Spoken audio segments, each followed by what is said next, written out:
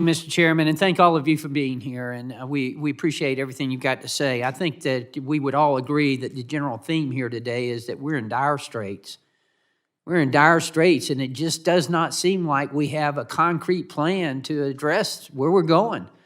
My hope is that this committee will assist with that, and I'm committed to doing everything I can to assist us in doing just that and helping us to be successful. But I certainly don't feel like the president's proposed budget does it.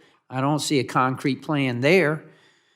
And you know, it continues to be an addiction to spending. I mean, you've talked about numerous times today about how much this proposed budget is going to be spending over the next decade. Unbelievable.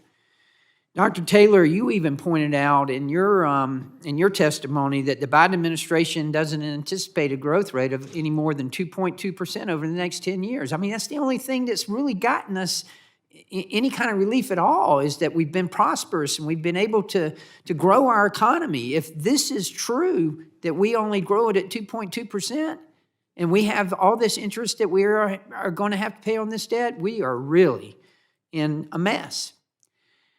I think the biggest indication of just how much of a mess we're in is the interest on our debt. I mean, it's unimaginable. You talk about unimaginable for us not to pay our debt, and we're going to pay our debt. You know, we know that. We're not going to default on anything. But the only thing more unimaginable than that is that $32 trillion in debt and the interest on that debt, that we're going to be paying more on the interest on our debt than we're going to be paying for defense. The number one responsibility of this federal government is to protect our homeland and protect our country. And we're going to be paying more on the interest on the debt. Dr. Taylor, let me ask you, what do we get from interest spending? What do we get when we pay the interest? Do we derive anything from it? It just reminds us of the debt we've already incurred, and so that's the issue. And we're not even talking about the principal. We're just talking about the interest. That makes it even worse. Does it make any sense to be on track to have interest be the largest federal program? And it is predicted, I think y'all have even mentioned, that it's going to be the largest line item in our budget. Does that make any sense, Dr. Taylor? No, it doesn't make sense. That's why I say look at the whole picture of the budget. Get it down. Get it to, I say balance, whatever you want to, get it down. And we've seen so many illustrations of that already in this hearing that you need to drill down, and your colleagues need to drill down. You need to get a hold of it. Let me ask you, and I'll ask any of you, what's it going to take to get people's attention? What's it going to take to get people's attention? Members of Congress, what's it going to take to get our attention?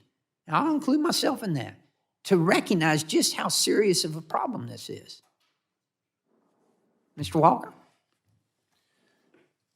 We have three maladies in America: myopia, tunnel vision, and self-interest. People are very short-term focused. They look at one issue at a time without understanding the big picture, the domino effect, and they're concerned about themselves, okay? That's just not typical Americans. That's here, too. What's going to get your attention here is a constitutional amendment. A constitutional amendment that says you cannot take on more than a certain amount of debt as a percentage of the economy. That will force pro-growth policies, but it'll force tough decisions with regard to spending, mandatory and discretionary, as well as revenues. That's what you need. And if you don't get that, I'm not very hopeful about our future. Thank you. Anyone else? Well, the sad fact is, Congressman, that our federal budget is what we call in economics a tragedy of the commons. Every member of this body is responsible for spending the money, and no one is accountable for how it's spent or how poorly it's spent. And until we can change some of those dynamics, we're going to continue to have these problems. Somebody is going to have to take responsibility, and it has to begin now. I couldn't agree with you more, and I appreciate that. And you know, I know somebody made the comment a minute ago that we got a revenue problem. No, we don't have a revenue problem. We got a spending problem. I'm sorry, did you want to speak? No, I was just count me naive, but I'm hopeful. I think the last time we collectively made a lot of progress on our long-term fiscal situation was in the 90s. And that's the last time interest expense rose to a point where it was greater than the amount we spent on defense and other things that we all can agree that are very important. And we're going to be there here pretty soon. So my sense is that over the next couple, 3, 4 years, you will get a consensus that we do need to change that. Well, let's hope we have the political courage to do just that and the political sense. Thank you all for being here. Thank you, Mr. I Chairman. thank I the yield back. gentleman from Georgia, and now yield 5 minutes.